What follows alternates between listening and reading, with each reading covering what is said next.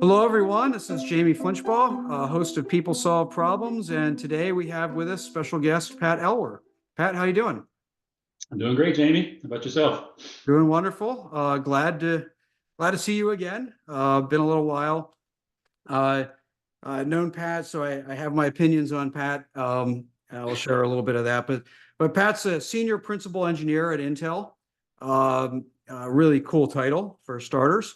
And as he likes to say, he's no expert on problem solving, but he is a serious student. And I think that encapsulates your character. I think there's probably almost no one I can think of who studies very broadly and takes bits and pieces from things that you learn and integrates them without getting stuck in dogma. And I've seen you do that over the years, perhaps better than anyone I know. Yeah, I think being a serious student is an excellent description for how you interface with the world. So thanks for being here. No, no, my pleasure. Thanks for having me. So a lot of your experience is really, sort of you operationalize problem solving in very large scale engineering culture, and a lot of different environments at Intel. So that's a lot of the context that you've done this in. And I'll add global to that, right? Because a lot of that adds other complexities to this. So let's just sort of start with sort of your core belief or process or methodology around problem solving. So how do you approach problem solving? Well, I probably the same way everybody else does. I mean, I think a deep understanding of the current state is obviously kind of the starting point. What is the problem we're trying to solve, right? And getting that articulated, and then also I think getting what does good look like? How will we know when we're done, right? And kind of trying to formulate that up front. The I think that might change, like the problem statement along the way as you go, but that's really kind of where we start. Um, I think things like root cause analysis. I think casting a wide net in the solution space and using something like a decision matrix, things like that, to kind of narrow down the options, and then running experiments and seeing what works and what doesn't, because it's really all about proof that you've got some better way, right? If you're trying to improve something or trying to solve a problem, it's really about verifying it. So the we tend to follow kind of the life cycle of a problem. So detect, contain, root cause, figure out your countermeasures, verify that they're the right ones, and then update your standards, right? Kind of standardize that. So make sure that we change the system in some better way to prevent the problem from coming back, right, in the future. So kind of a long-winded answer to your short question there, Jamie, but No, good, really excellent answer. And you started by saying the way everybody solves problems, and I wish that's how everybody solved problems. Like we both know that's not quite true. I want to just poke at one little thing in that. Since you work in such a technical environment, lots of engineers and technical specialists in a lot of different ways, the idea of how do we know when we're done? Um, Engineers get a lot of I'll say feedback about seeking perfection, and so is that particularly hard in an environment with a lot of technical resources, really getting crisp and comfortable with having a line in the sand that may not be perfection? yeah, I think it's the trick there is what I teach the engineers is it's a guess. In the beginning, it's a guess anyway, right? Yeah, we're going to solve this problem. So my coaching to them is look for a quick double. Can you produce twice as much, if it's a good thing, or can you produce half as much if it's a bad thing? You're working on defects, let's try to cut them in half, right? And let's see where that takes us. Because I think having that goal, number one, it kind of keeps the problem solving from going on forever. And I think time boxing it, or containing it such that this doesn't become your career, right, is really important. And so having that goal, it's like, okay, so we got to 50% better, now let's take what we've learned. Maybe there's a whole nother set of problems we need to solve for that next layer. And again, we might find that 50% is too much, and that's okay. We'll back off on that goal. But again, either way, we're starting the learning cycles, and that's the key, right? When you're iterating towards a goal, right, towards some sort of target, you're not just troubleshooting, right, and trying things willy-nilly. We're trying to improve the system, in this direction. And that system level thinking, I think, is critical for engineers. And like you say, it doesn't have to be perfect. It's a guess, especially in the beginning. It's a guess. You haven't done your root cause analysis. You haven't run the experiments. It's a total guess. Yeah. But you know it's bad and you want to make it better. So Right. having that target and then refining that target as you learn is usually what we coach. That's awesome. And that helps, I think, make it more comfortable. Yeah. Because again, you're boxed in, right? And Yeah. that box, you can be creative inside the box, but the box is your boundaries. So, as mentioned, you work with global organization, not just your internal customers, but your own team. You've managed people in Israel, Malaysia, and India, and all of that. And that's just one challenge in collaboration. So time zones, geography, technology, lots of things moving fast, complex organization. So how do you approach collaboration, or more simply put, just the involvement of others in problem solving? It's a good question. There's a couple elements. One is, you have to have a problem solving standard when you're operating at that scale. So the standard really means that we've got a spec, we've got training, we've got control, got those three things, right?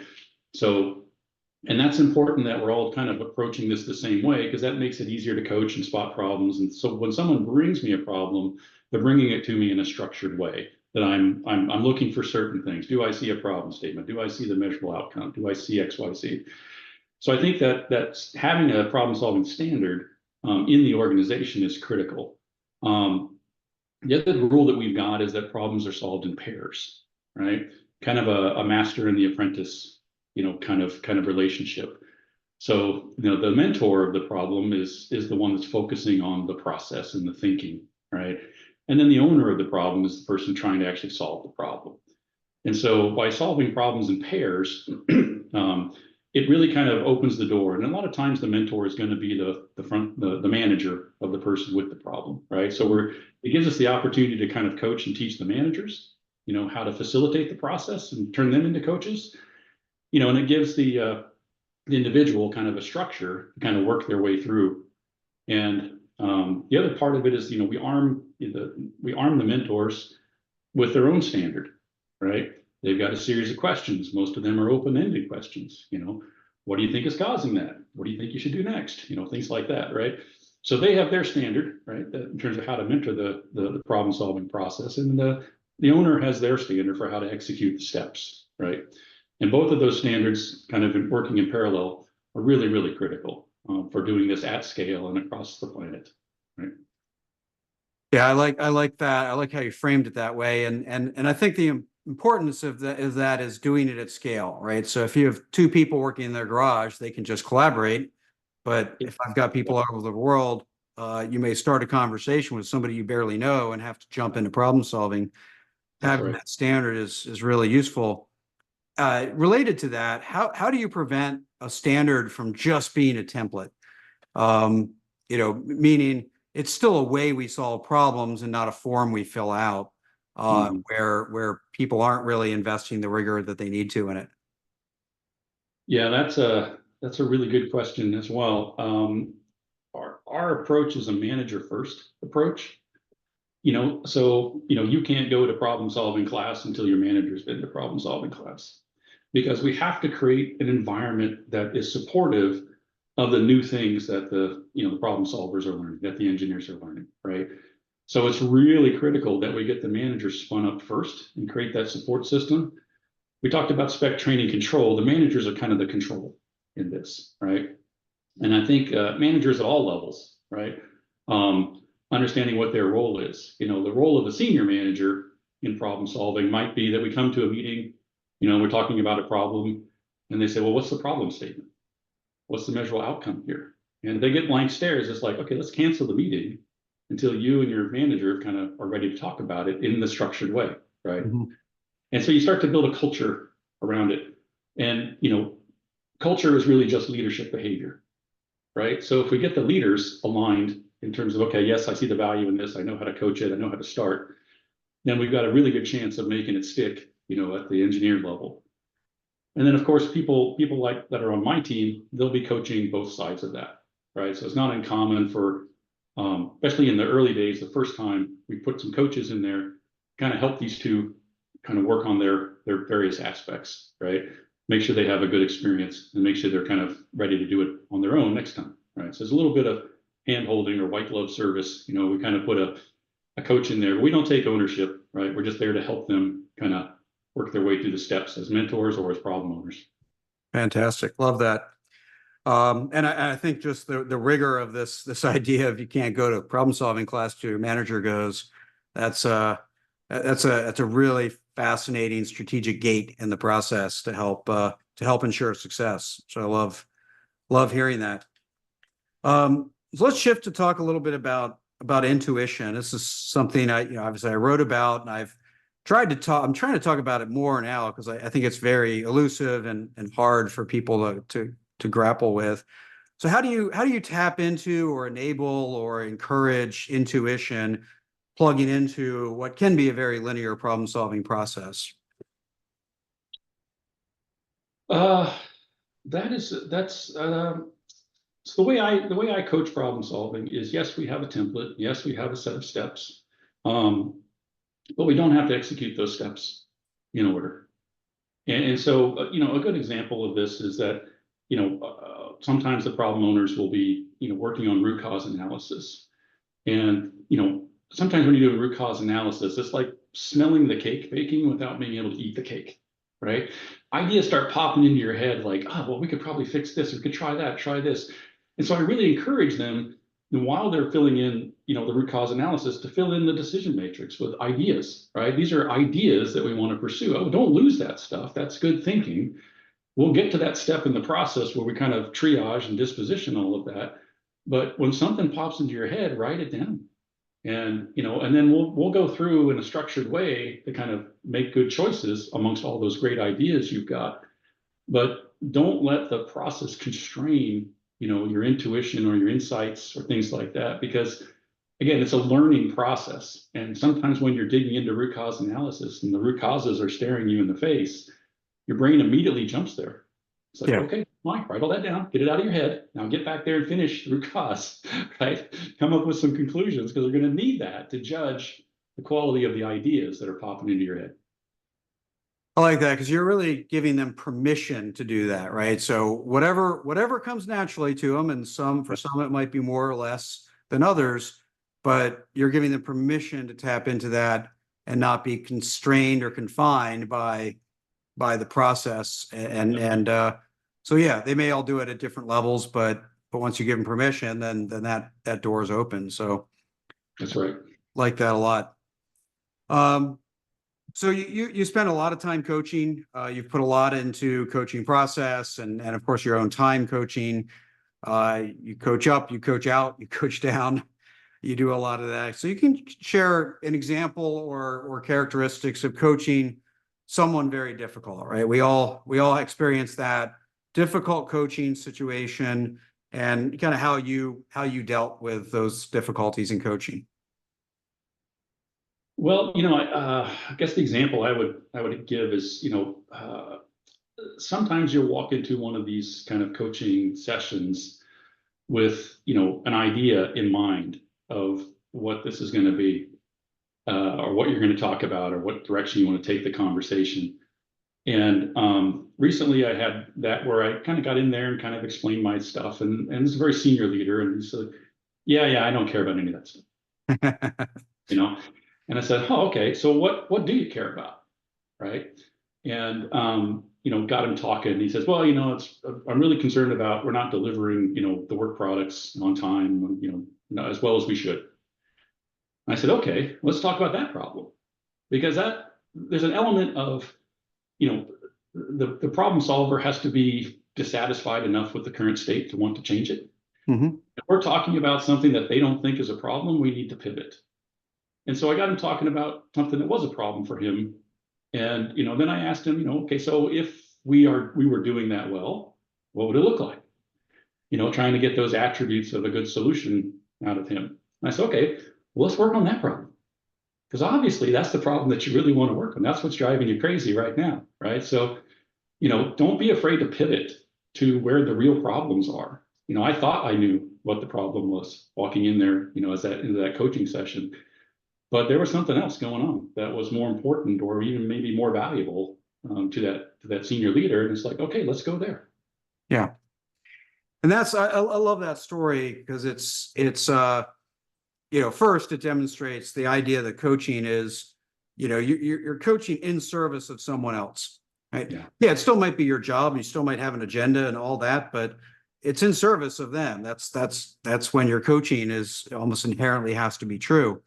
And so that means if you either need to get them to care about something or they need to care about it at the end of the day.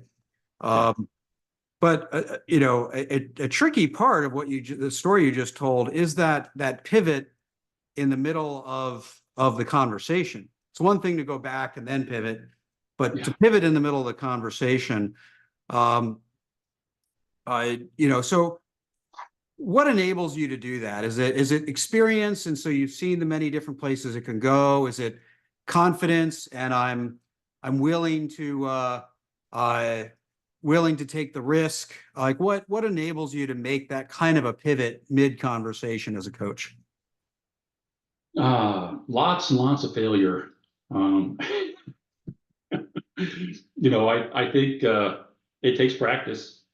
And when we first started problem solving, in a structured way, I put myself in a room on Thursday afternoons and just told people that, hey, all you gotta do is bring your A3 and your mentor, and I'll do some coaching. And I was in that room for 2 hours every Thursday for a year. And I never knew who was going to walk in, what the problem was going to be.